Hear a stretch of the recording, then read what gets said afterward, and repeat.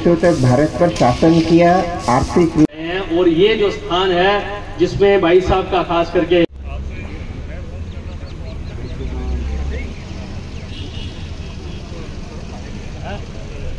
हाँ जी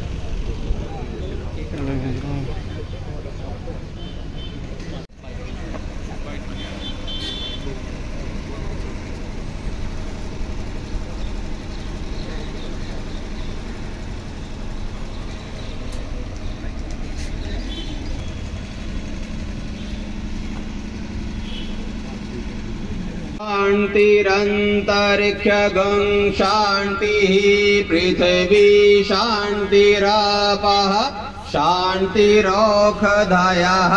शान्तिः वनस्पतयः शान्तिर्विश्वे देवाः शान्ति ब्रह्म शान्तिः सर्वगं शान्तिः शान्तिरेव शान्तिः सामा शान्तिरेधि सुख शान्तिर्भवतु।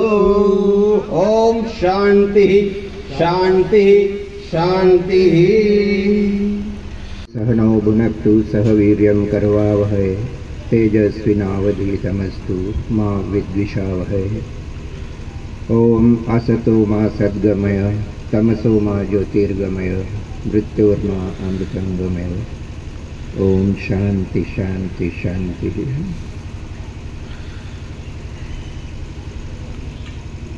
आज के इस सुंदर आयोजन के पीछे जिनका अथक प्रयास रहा है, प्रजा परिषद के अध्यक्ष श्री दलजीत सिंह जी का हम विशेष आभार व्यक्त करना चाहेंगे कि इस प्रकार के कार्यक्रम में हमारे जो विशिष्ट अतिथि यहाँ उपस्थित हुए हैं, श्रीमान रूपेश जी, श्रीमान दधीची जी एवं कृषि विभाग विभिन्न जो सरकारी कार्यों से जुड़े हुए हैं, वैसे भी जो अन्य जो व्यक्ति उपस्थित हुए हैं, उन सबको यहाँ हमें कहा गया है कि कुछ आशीर्वाद देने के लिए। हम आशीर्वाद देने के लिए नहीं आए, बल्कि यदि हो सके तो उन शहीदों से कुछ प्रेरणा, कुछ उनका आशीर्वाद लेने के लिए हम उपस्थित हुए हैं और प्रयास करेंगे कि उन चीज़ों को हम याद करें जिन लोगों की वजह से, जिनके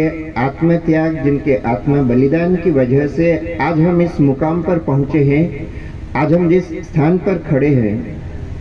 हमारे कार्यकर्ता बंधुओं जो समाज के लिए काम कर रहे हैं और प्रशासनिक अधिकारी भी यहाँ पर उपस्थित हैं। देश के अंदर 562 रियासतें थी। उन सब रियासतों के राजाओं के सामने एक विषय रखा गया कि विलय करना है भारत के अंदर।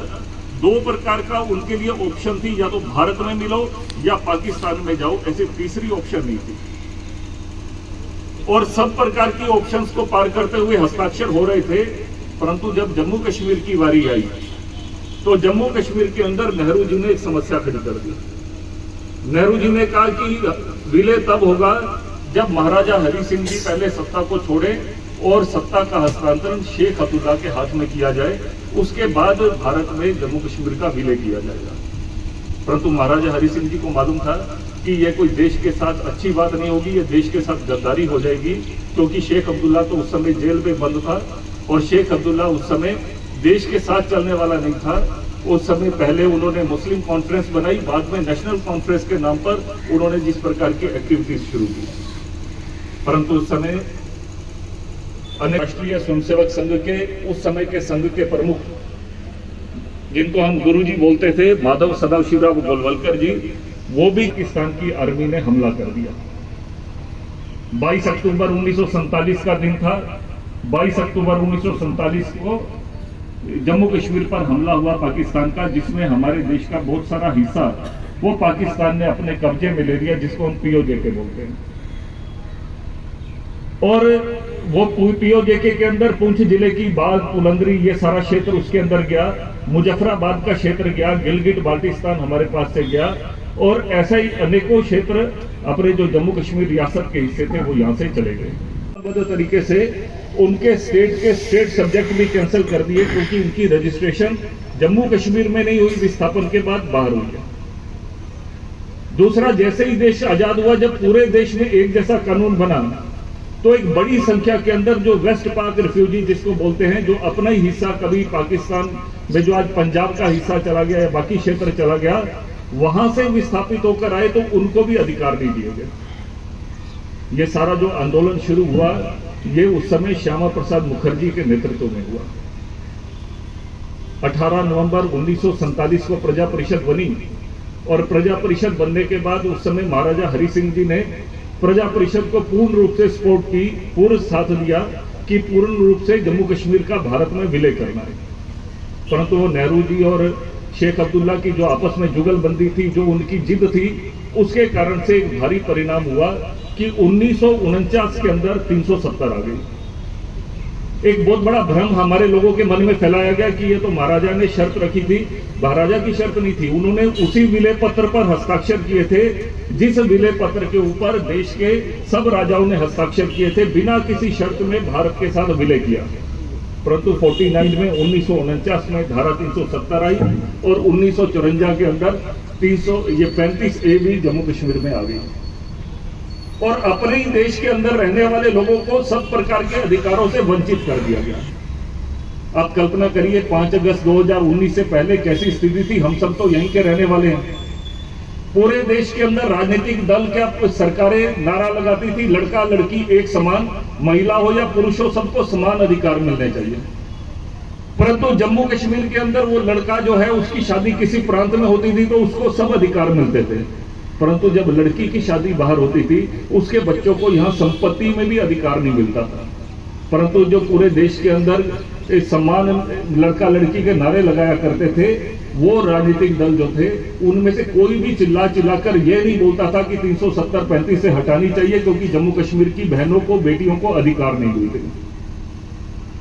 कैसी स्थिति थी कि यहाँ के वाल्मीकि समाज के लोग जब जम्मू कश्मीर में आए और जम्मू कश्मीर में रहते थे, उनका बेटा पीएचडी की भी पढ़ाई कर लेता था, किसी भी प्रकार की वो एमफिल पीएचडी कुछ भी कर लेता था, नौकरी मिलेगी तो केवल सफाई कर्मचारी की नौकरी मिलेगी। और पूरे देश के अंदर वो लोग नारे लगाया करते थे कि हम अपने अधिकारों के लिए लड़ेंगे। जो पॉलिटिकल पार्टीज उनके लिए नारे लगाया करती थी, जम्मू कश्मीर में आकर चुप हो जाती थी। जम्मू कश्मीर में आकर कि दलितों पर अत्याचार हो रहे हैं, इस प्रकार की बात बोलने वाले वो सफाई कर्मचारी, वो वाल्मीकि समाज के लोगों की हकों की लड़ाई लड़ने के लिए वो लोग सड़कों पर नहीं आते थे।